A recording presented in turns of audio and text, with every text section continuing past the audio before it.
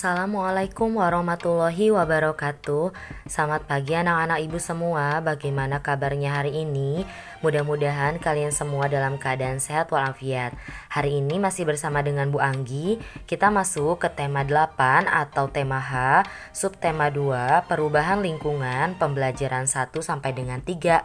Sebelum memulai pembelajaran kali ini, alangkah lebih baiknya kita berdoa dulu sebelum belajar. Berdoa dimulai. Amin. Silahkan kalian sekarang siapkan alat tulis, buku tulis, dan buku tematiknya. Kita mulai pembelajaran hari ini. Bumi kita telah banyak mengalami perubahan. Misalnya saja, lingkungan sekitar kita dahulu yang banyak ditumbuhi oleh pohon hijau dan rindang, kini menjadi jalan dan juga bangunan-bangunan. Coba perhatikan gambar di bawah ini. Ada gambar hutan yang sebelumnya hijau, kemudian berubah menjadi hutan yang gundul. Nah, ini adalah bentuk dari perubahan yang ada di lingkungan sekitar kita. Sebagian besar air kita gunakan untuk memenuhi kebutuhan kita sehari-hari. Nah, air itu berasal dari lapisan tanah yang biasa kita sebut dengan air tanah. Air tanah merupakan air yang terdapat dalam lapisan tanah atau bebatuan di bawah permukaan tanah. Air tawar yang ada di permukaan bumi sebagian besar berupa air tanah. Persentase air tanah di permukaan bumi sekitar 97%. Sisanya 3% yaitu air sungai, danau, rawa, dan juga cekungan-cekungan permukaan. Ada dua sumber pembentuk air tanah, yaitu yang pertama, air hujan yang jatuh ke permukaan tanah akan meresap ke dalam tanah melalui pori-pori atau retakan batuan dan pada akhirnya mencapai muka air tanah. Lalu yang kedua adalah air dari aliran permukaan air seperti sungai atau danau yang meresap melalui tanah ke dalam zona jenuh.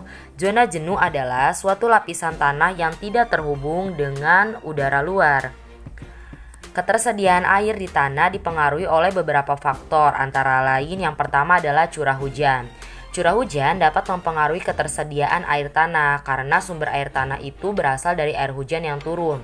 Nah, curah hujan yang banyak akan menyebabkan ketersediaan air tanah juga banyak. Pada musim hujan, sumur-sumur warga akan banyak airnya. Tetapi pada saat musim kemarau, maka sumur-sumur yang ada akan sedikit airnya. Yang kedua adalah material batuan. Batuan memiliki kualitas yang berbeda-beda. Nah, batuan memiliki sifat tidak menyerap air, tapi air hujan dapat meresap melalui celah-celah batuan. Lapisan tanah yang mengandung banyak bebatuan akan mengunci keberadaan air tanah sehingga akan tersimpan lama di dalam tanah. Yang ketiga adalah geomorfologi atau lereng. Air tanah akan mudah tersimpan apabila permukaan tanah datar atau memiliki tingkat kemiringan yang rendah. Apabila tanah tempat air terserap tersebut miring, maka akan memungkinkan air dapat mengalir ke bawah sehingga terjadilah sumber air. Nah, air tanah di tanah yang miring jumlahnya lebih sedikit daripada di tanah yang datar. Kemudian yang keempat adalah vegetasi. Vegetasi berupa pepohonan atau rumput-rumputan yang ada di atas permukaan bumi. Pepohonan punya fungsi menyerap air hujan yang turun untuk kemudian disimpan di dalam tanah dan menguncinya. Ketika banyak pepohonan, maka air juga jumlahnya akan banyak. Tapi jika kita sedikit pepohonannya, maka jumlah air yang disimpan pun sedikit. Air tanah yang disimpan di pepohonan akan bertahan lebih banyak sehingga menjadi cadangan ketika musim kemarau datang.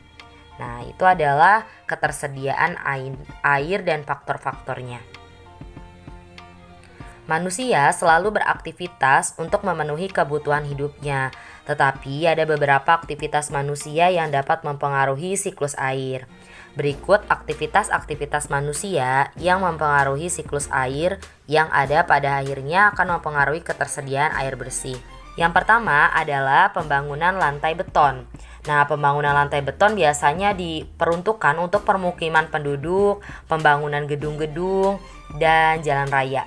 Nah, permukaan tanah yang tertutup beton itu dapat mengurangi kemampuan tanah untuk menyerap air, sehingga pori-pori tanah yang tertutup oleh beton dan tanah akan sulit sekali untuk menyerap air, sehingga jumlah cadangan air di tanah pun akan sedikit. Yang kedua adalah penggunaan kendaraan bermotor dan aktivitas perindustrian. Nah, gas buang adalah gas yang dihasilkan dari kendaraan bermotor dan perindustrian yang dapat mempengaruhi siklus air. Nah, gas-gas yang dimaksud adalah yang mengandung sulfat dan nitrat.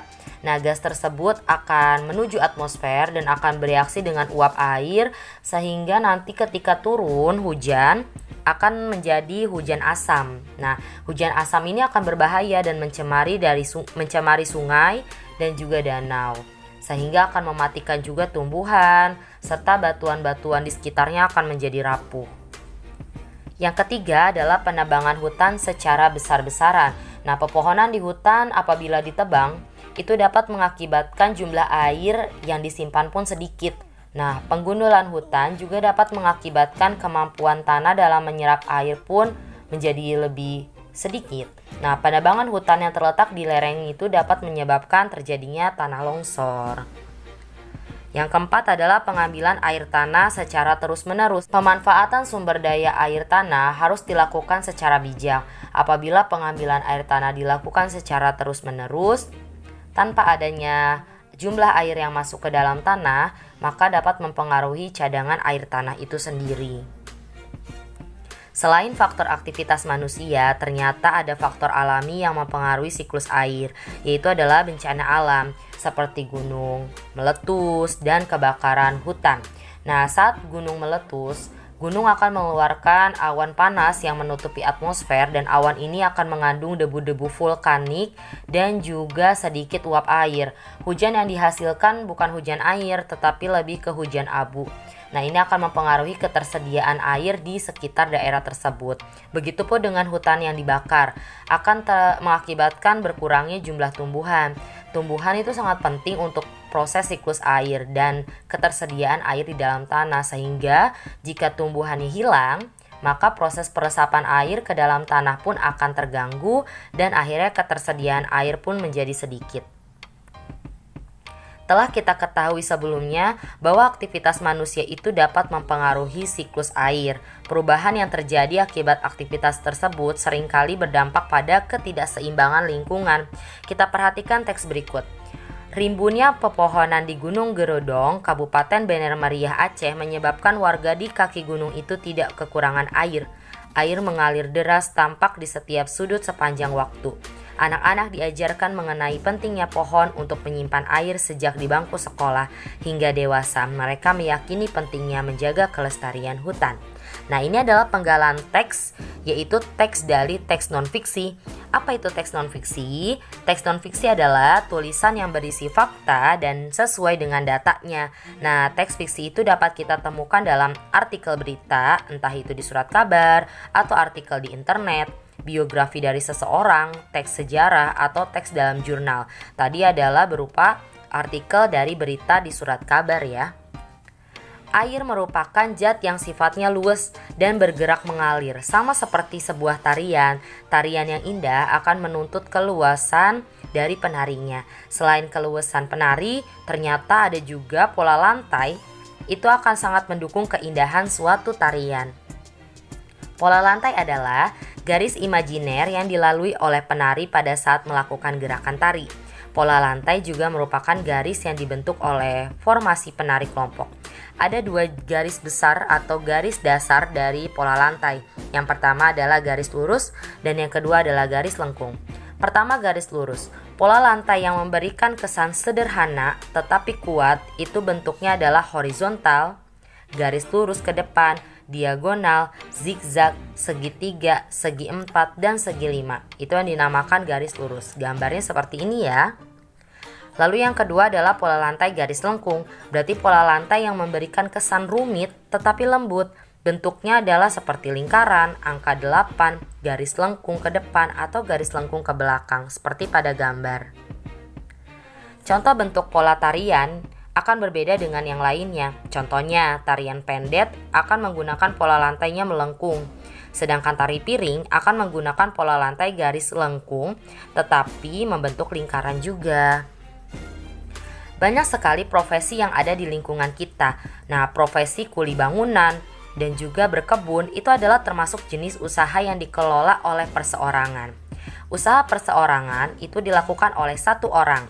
Sebagai usaha yang hanya dilakukan oleh satu orang, nah usaha ini memiliki kelebihan dan kekurangannya. Kelebihannya adalah pertama, pemilik dapat menikmati keuntungan seluruhnya. Yang kedua, pemilik dapat mengembangkan usaha sesuai keinginannya. Yang ketiga, pemilik dapat mengambil keputusan dengan cepat. Sedangkan kekurangannya adalah risiko dari kerugian ditanggung sendiri oleh pemilik usaha. Yang kedua, modal dan kemampuan yang dimiliki pun terbatas. Yang terakhir, kreativitas dan jenis barang yang dihasilkan juga terbatas. Usaha perseorangan itu harus dikelola dengan baik agar memberikan hasil yang maksimal. Contohnya ada beberapa bidang usaha perseorangan, diantaranya yang pertama, bidang pertanian dan perkebunan. Usaha pertanian yang dikelola perseorangan biasanya memiliki modal dan lahan yang terbatas. Nah, untuk itu, agar menghemat pengeluaran, petani akan mengelola dan menggarap lahannya sendiri. Yang kedua adalah bidang perdagangan. Usaha perseorangan dalam bidang perdagangan antara lain misalnya pedagang makanan, pedagang keliling, atau pedagang kelontong. Nah, kelebihannya adalah keuntungan yang diperoleh akan dimanfaatkan oleh diri mereka sendiri. Yang ketiga adalah dalam bidang jasa. Nah, contohnya di sini ada tukang cukur, ada dokter. Nah, itu adalah bidang yang dilakukan dengan jasa. Usaha tersebut dapat menghasilkan jasa yang tidak dapat dilihat, tetapi kita bisa rasakan manfaatnya. Yang keempat adalah bidang perindustrian. Contohnya di sini ada industri makanan dan juga tempe. Nah, tempe atau tahu biasanya diproduksi oleh industri skala kecil dengan modal dan kemampuan yang terbatas sehingga hanya dapat menghasilkan satu jenis produk saja, yaitu tempe atau tahu. Begitupun dengan pengrajin batik. Nah, itu adalah salah satu kelebihan usaha dan terciptanya lapangan pekerjaan melalui pemberdayaan masyarakat ya. Bagaimana pembelajaran hari ini? Mudah-mudahan bisa dipahami bersama. Agar lebih paham, ayo kita kerjakan halaman 52. Kalian menjawab pertanyaan berupa peta pikiran dari teks. Lalu yang kedua halaman 55 nomor 1 dan 4 dan halaman 62 nomor 1. Terima kasih sudah menyimak video pembelajaran hari ini dengan sangat baik. Tetap semangat dan sehat ya. Ibu akhiri, wassalamualaikum warahmatullahi wabarakatuh.